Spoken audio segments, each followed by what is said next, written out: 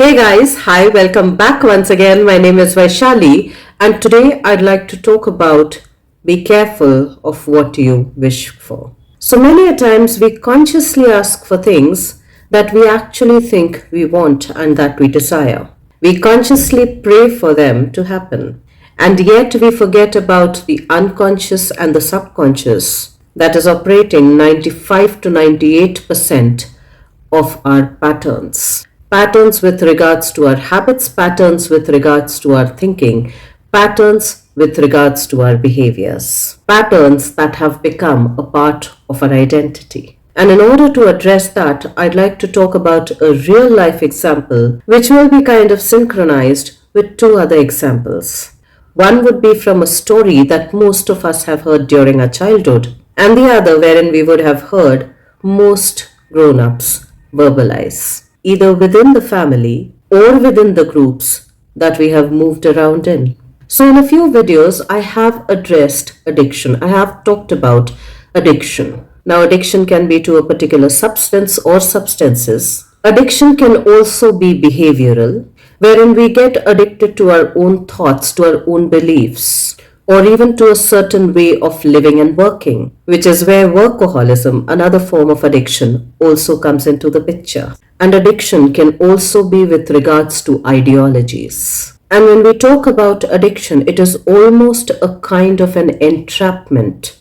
It is almost a kind of a bondage to that particular thing, behavior, idea, or ideology, or even to a habit, wherein it almost becomes a compulsion which we can't resist, even with regards to our own detriment, even when it's unhealthy for us. So here was this person who is a recovering shopaholic. And for the longest time, she had this desire, this compulsion to have something new, to get something new.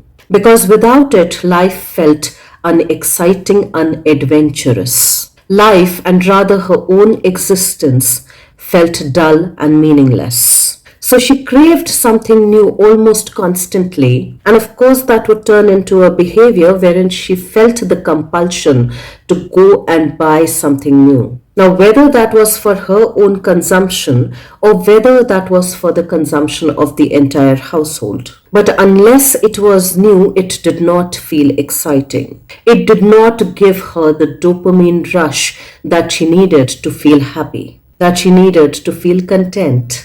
And there were times when she would go overboard with her spending. Now, when she went overboard with her spending, which quite naturally reflected on her credit cards, which kind of created an imbalance in the balance sheet of debit and credits, she had to hear a lot of criticism. And not only was she criticized, but invariably she was also made to feel ashamed of herself. Not just her actions, but of her whole self, which invariably created a lot of stress, not just within her, not just in her own personal system, but it created a lot of interpersonal stress as well. And in order to deal with their own individual personal stressors, people resorted to other coping mechanisms, wherein this lady would start to smoke if the stressors started to make her feel distressed. On the other hand, in order to deal with both the stressors, one that was within the interpersonal dynamics and one of trying to balance out the balance sheet of debit and credit, the husband started to turn into a workaholic. And the mother-in-law of this lady found her own mechanism, wherein in order to reduce her own stress, she started gossiping about her daughter-in-law with others around her, which in a way kind of expounded the stressors, again on personal and interpersonal levels. Now, I had met this lady pretty recently, and again, she's a recovering shopaholic. She's still not recovered completely, but she's found better ways of doing that. She has found better ways of having new things. And of course, she had to undergo a few years of counseling, a few years of therapy, which she diligently did. And after going into therapy, the way she addressed her shopaholicism was that she started talking to her friends and she started talking to the acquaintances, telling them that if they were to discard anything from their home, if they were to discard anything that they did not want personally for themselves, she would be happy if they could let her know about it before they just discarded it. She would be happy to receive it or even pay a far lesser price than she would originally do if she went on a shopping spree. And to a degree, most of her needs were met because she got new things that were new for her without paying any price for it or at a far lesser price than she would have otherwise paid, which is where the balance sheet between the debit and the credits started to get better, started improving. Now, of course, a natural thought process would be that things would have vastly improved for her. Well, of course, they did on a personal level to some degree. But then again, the repercussions of this improvement were not the same on the interpersonal level. Because it was over here that the husband and the mother in law who had gotten used to criticizing her, to condemning her, to calling her irresponsible, to shaming her, had to start biting on their words, which was not familiar for them, which was not familiar to them. And in a way, it kind of almost projected onto the husband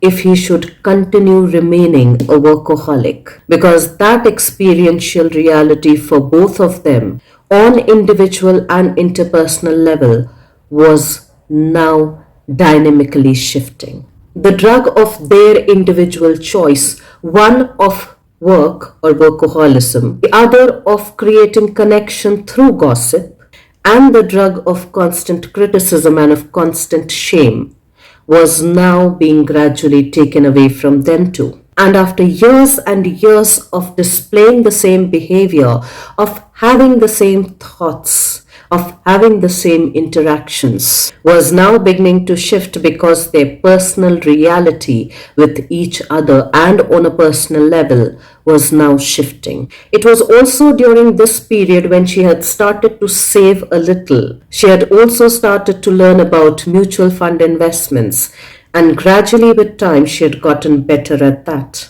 And once she started to get a hang of it to some degree, she started advising her friends and her sisters to do the same. And since the other members of her direct family, essentially her husband and her mother-in-law, and to a degree even her parents, were not the obvious addicts like she was, wherein her addiction was tangibly visible on a very subconscious, unconscious level, they found their self-worth, they found their self-esteem, they found their competency, they got their validation by claiming to be better off than her. And as soon as she started to get a little better, all of that dynamic, all of that subconscious, unconscious dynamic started to shift. And that started to reveal itself more consciously than they had anticipated. Now, of course, that did not pan out very well for her on some level, because today she's in the process of getting a divorce. And I can't really say whether that's worked out for her or whether that's not worked out for her,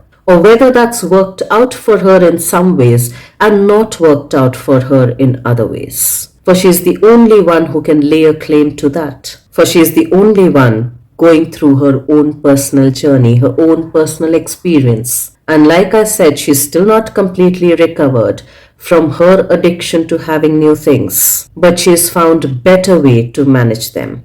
And here's an example of a story that almost all of us, I'm assuming, must have read while we were growing up, when we were growing up, of the king who wished that everything that he touched be turned to gold. And of course, he was given a fair warning as well about this blessing, which again, as the story unfolds, played out differently. It was in this story that the king started to touch anything and everything, and lo and behold, it would turn into gold, which of course would give him the dopamine rush, which of course would make him feel excited. And he kept rushing towards things, touching them so that they turn into gold. Till of course the day when he touched his own daughter and she also turned into gold. It was here that the blessing had been turned into a sheer disaster. It was here that the race towards pleasure seeking had turned into the most painful moment. And of course, in the story, he asks for the blessing to be taken away. And once that happens,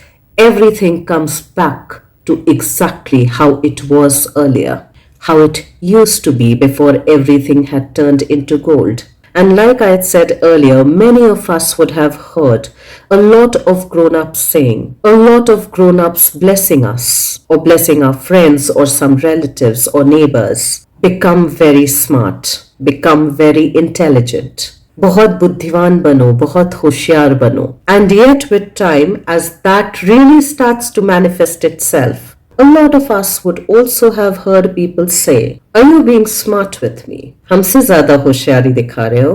हमसे ही होशियारी?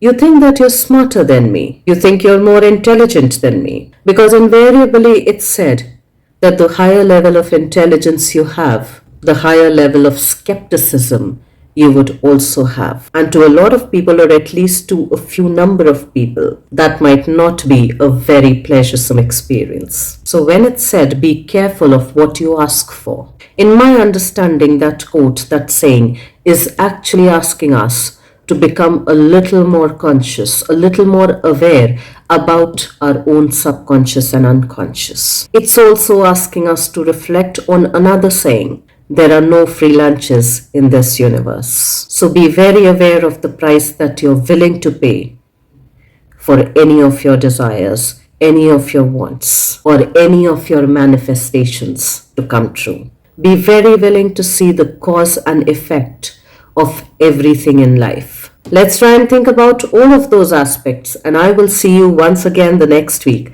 Till then, stay tuned in. And guys, if you do like the contextual content of these videos, please do like, share, and subscribe.